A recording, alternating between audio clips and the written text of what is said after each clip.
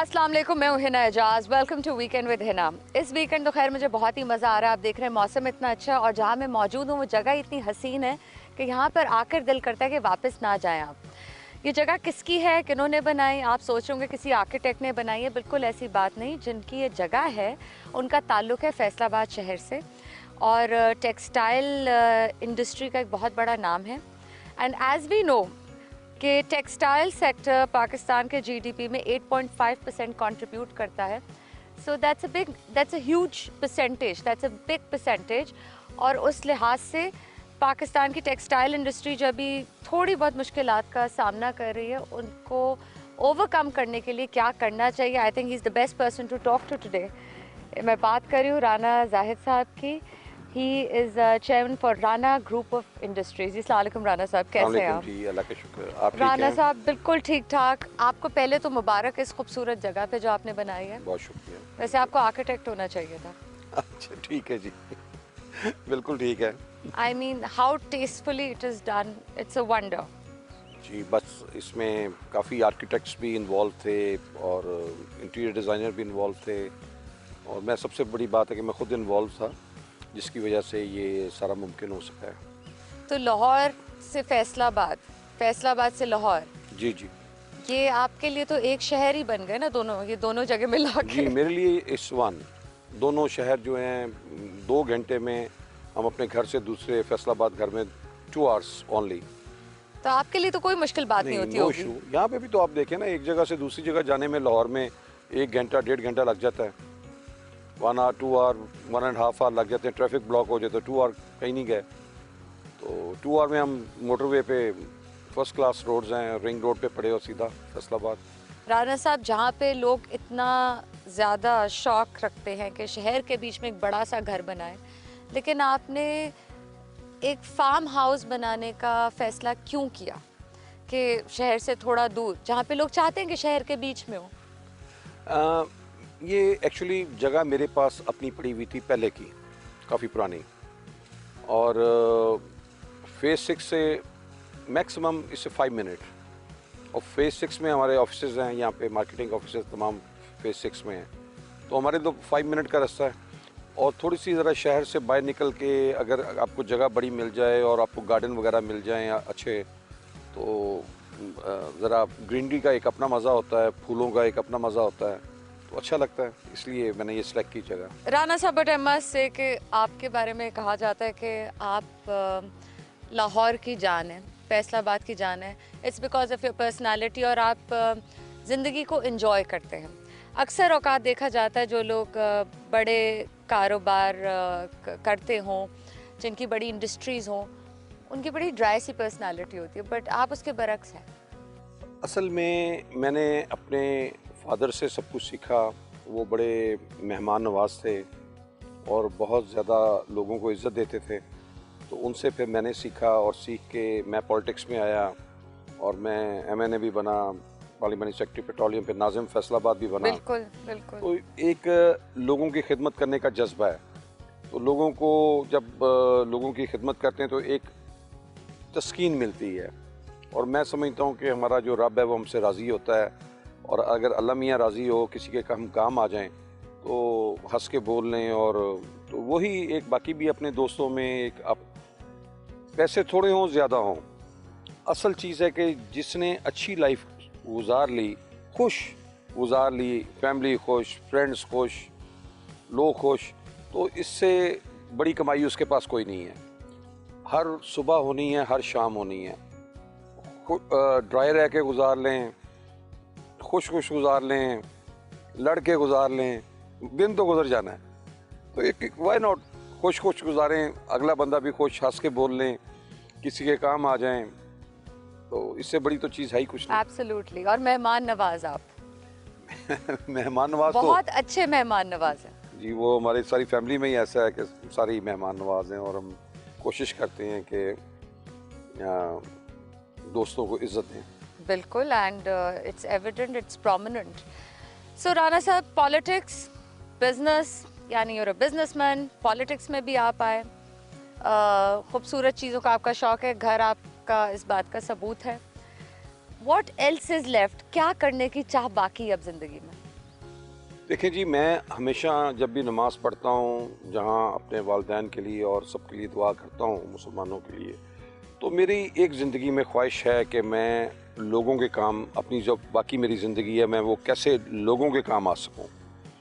लोगों के काम आने के लिए जो है वो सोचता हूँ जो मुझसे होता है। मैंने अभी हेपेटाइटिस का एक प्रोजेक्ट किया है, 2-2.5 लाख लोगों को मैंने टेस्ट करवाया है और उसमें लिवर सेंटर से कोऑर्डिनेशन करके तमाम लोगों को मेडिसिन हम दे रहे हैं। कोई 18 से 20 हज़ार पेशेंट्स को हमने मेडिसिन दी हैं हेपेटाइटिस सी की, ए बी सी, तो जो भी हो सकता है। और एक सीसीयू वार्ड बना के मैंने फैसलाबाद में दिया है, हॉस्पिटल में, जो हमारा सिविल हॉस्पिटल है अभी रिसेंट जी। अब हाँ, नहीं, कुछ देर पहले। तो अभी मैं ये चाह रहा हूँ कि कुछ ऐसा प्रोजेक्ट कर जाऊँ जो लोगों के लिए हो, गरीब आदमी के लिए, आम आदमी के लिए, जिसका बस मुझे उसका मेरा एक ये जुनून है। यानी फलाई काम भलाई में। काम के लिए मेरा माइंड चल रहा है कि मैं इंडस्ट्रीज तो अपनी जगह पे ग्रो करती हैं, एक्सपेंशन होती है, नई इंडस्ट्रीज लग रही हैं, नॉर्मल है, लेकिन असल मेरी कमाई वो है कि अगर मैं अपने अल्लाह को राज़ी कर लूँ। वेल राना साहब, लोग ये ज़रूर जानना चाहते हैं कि राना जाहिद तौसीफ इन्होंने अपनी इंडस्ट्रीज़ किस तरह बनाई। Of course it's been your family business, लेकिन इसको एक्सपैंड कैसे किया। एक ख़ास नाम लिया जाता है राना वेलवेट के नाम से। आप फैसलाबाद में आपकी कंपनीज, आपकी तमाम ये चीज़ें बहुत मशहूर हैं, सिर्फ नाम लें और लोगों को पता है। It's a brand itself. ये सब किस तरह बना? देखिए जी, मेरे फादर 1947 में माइग्रेट करके इंडिया से, यूपी से लाहौर आए थे और वहाँ पे उनका जो भी बिज़नेस था उसको हिंदुओं ने आग लगा दी थी, फैक्ट्री को, और उसको जला दिया था। तो वहाँ से बड़ी मुश्किल से जान बचा के यहाँ पहुँचे, क्योंकि उन्हें थोड़ा काम आता था। काम आने की वजह से 47 से उन्होंने यहाँ पे लाहौर में रावी रोड पर काम शुरू कर दिया। अच्छा। तो 48 में उन्होंने एक अपनी इंडस्ट्री लगा ली थी जिसका नाम था Ravi textile and carpet company. तो उसमें लेडीज़ फैब्रिक बनते थे। फिर उन्होंने आज़म मार्केट में शॉप ले ली।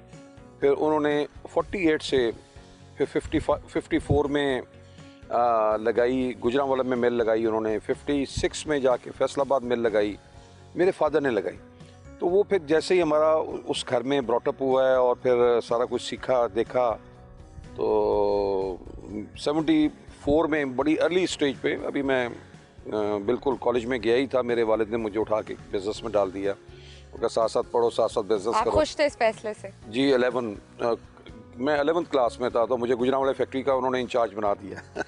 आपको गुस्सा नहीं आया कि ये तो नहीं, आपके मैंने हंसने खेलने कूदने के दिन थे? मैंने उन्हें शर्त रख दी। मैंने कहा मुझे एक अपना था कि मुझे आप मर्सिडीज कार लेते तो मैं चला जाऊंगा। शर्त भी आपने ऐसी रखी? तो उन्होंने मुझे नई कार ले दी, मर्सिडीज। दी? हाँ, 74 में। तो उस वक्त फिर मैं वहाँ चला गया गुजरांवाला। तो गुजरांवाले में फिर वो साथ साथ कुछ पढ़ता रहा, साथ अपना काम किया, सीखा। जब सर पे पड़ी तो काम किया, और साथ अपने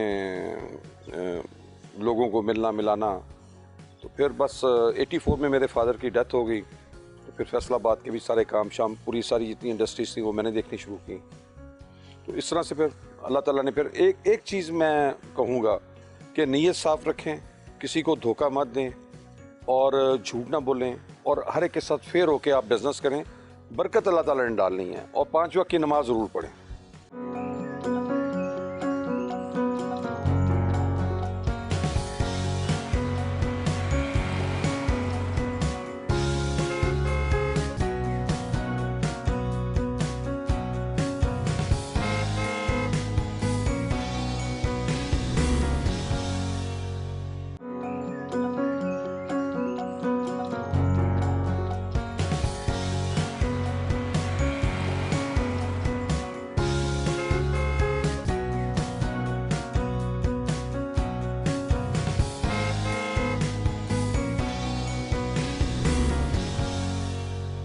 आप सेकंड जनरेशन हैं इस कारोबार की, क्योंकि अक्सर औकात ये देखा जाता है कि जितने कारोबार बनते हैं, बड़े होते हैं, सेकंड जनरेशन पर आकर अक्सर औकात वो एक सेटबैक को ज़रूर फेस करते हैं।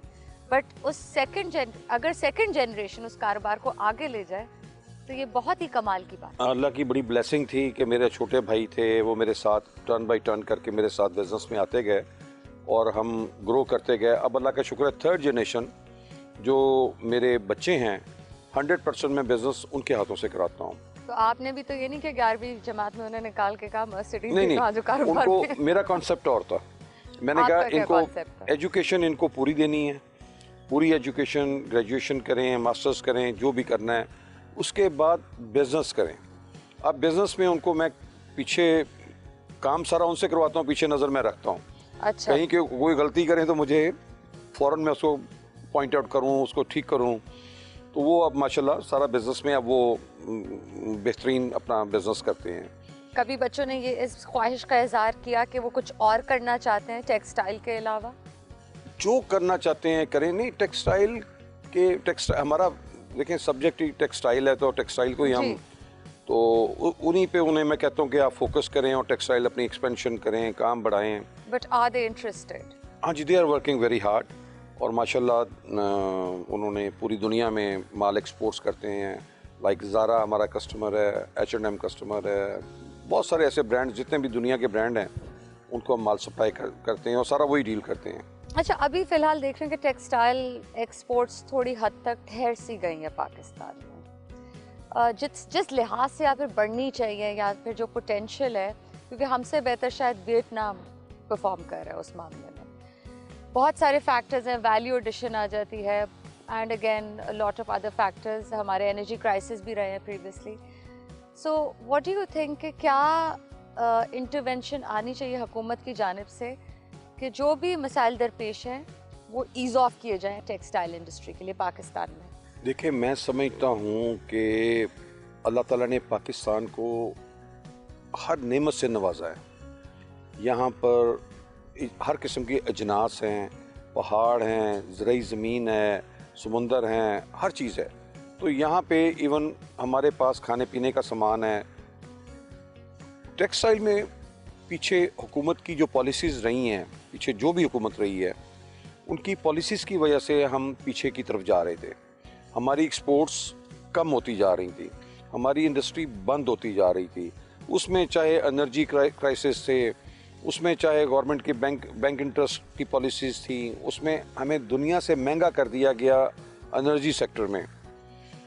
तो इस हुकूमत ने आके लकीली समझा इस चीज़ को और समझकर इन्होंने 4 अच्छे काम किए हैं टेक्सटाइल सेक्टर में। एक, इन्होंने डॉलर को बिल्कुल ओपन कर दिया है। जहाँ पे डॉलर यानी कि उसको ऑटोमेटिक होना चाहिए वहाँ पर है, उससे हम फिजिबल हो गए। दूसरे नंबर पर इन्होंने एनर्जी जो रेट हैं उनको दुनिया के बराबर कर दिया टेक्सटाइल सेक्टर को। तो 7 सेंट दुनिया का रेट है तो हमें 7 सेंट के मुताबिक कर दिया गया। तीसरा जो सबसे बड़ा मसला था कि हमारे पैसे जो होते थे जो एक्सपोर्ट पे, क्योंकि कोई हुकूमत टैक्स नहीं ले सकती, जो सेल टैक्स वगैरह ये वापस होना होता है। Absolutely. अगर ये हुकूमत लेगी तो महंगे हो जाएंगे, बिकेगा नहीं माल। बिल्कुल। तो वो ये हमें रिफ़ंड करते हैं। रिफ़ंड का तरीका ये था कि हमारा तमाम वर्किंग कैपिटल हुकूमत के पास चला जाता था, तो हुकूमत हमें पैसे नहीं देती थी, तो हम इंडस्ट्री आहिस्ता आहिस्ता हमारी बंद होनी शुरू हो जाती थी।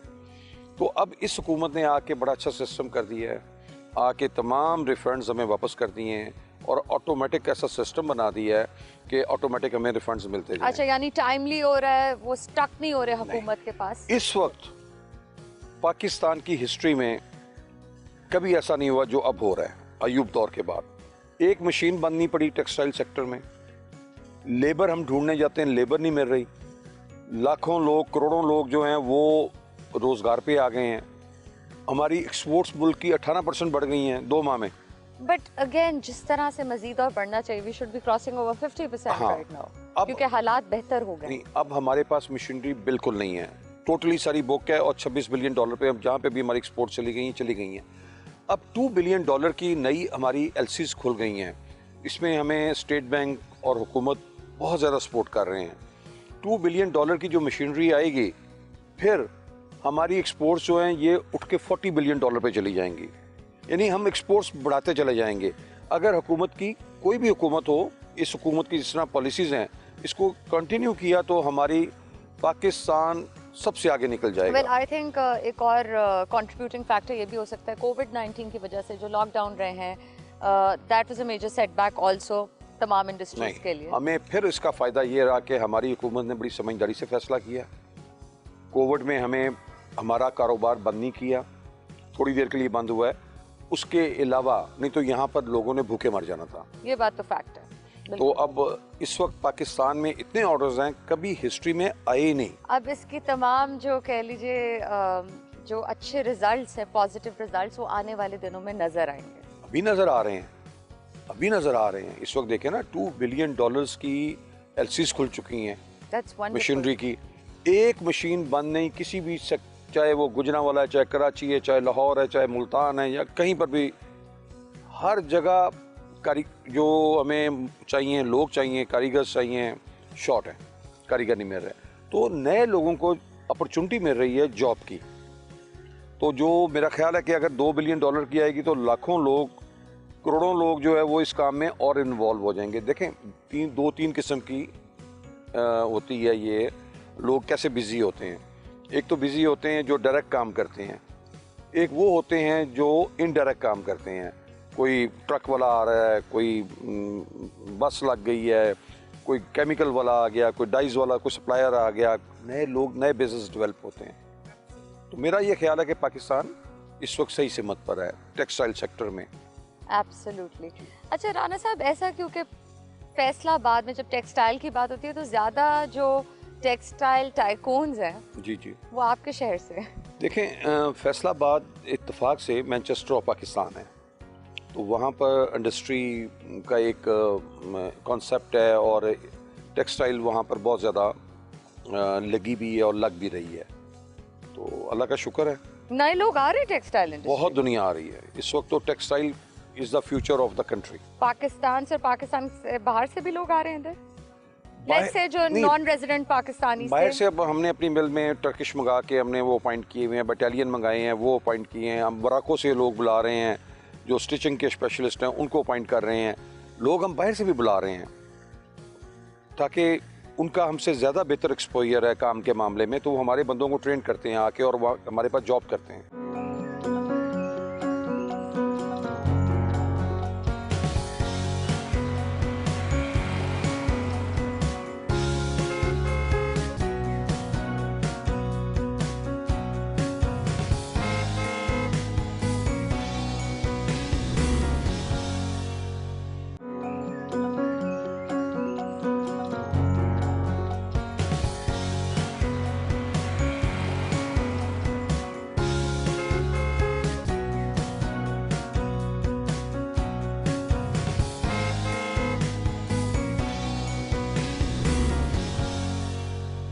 राना साहब, मैं जो आपकी बातें सुन रही हूँ और जो मैंने खुद से ज़ाती तौर पे विटनेस किया है वो ये है कि पाकिस्तान का प्रोडक्ट क्वालिटी बेहतरीन है दुनिया में, और इसलिए बहुत बड़े बड़े ब्रांड्स यहाँ पे ऑर्डर्स भी प्लेस करते हैं। कॉस्ट इफ़ेक्टिव भी हैं हम उनके लिए, लेबर भी हमें रिलेटिवली सस्ती मिल जाती है यहाँ पे क्योंकि बहुत ज़्यादा बड़ी पॉपुलेशन है। So why is it so कि पाकिस्तान से कभी कोई इतना बड़ा ब्रांड नहीं बना, यानी वो ब्रांड्स जिनको आप बाहर सप्लाई कर रहे हैं, वैल्यू एडिशन में हम हमेशा पीछे रहे हैं? देखें, अब अल्लाह का शुक्र है कि बड़े अच्छे नाम, अब कराची में नाम ले लें आप, आर्टिस्टिक है, सूती है, फैसलाबाद में नाम ले लें, इंटरलूप है, मसूद टेक्सटाइल है, सदाकत है, कमाल है, बड़े अच्छे ग्रुप्स आगे आ रहे राइट, हैं। But I am talking about a global brand. देखें, ग्लोबल ब्रांड जो है, हमें इस मुल्क, थाउजेंड्स ऑफ आउटलेट्स उनके दुनिया में। इस मुल्क को दबाया गया है।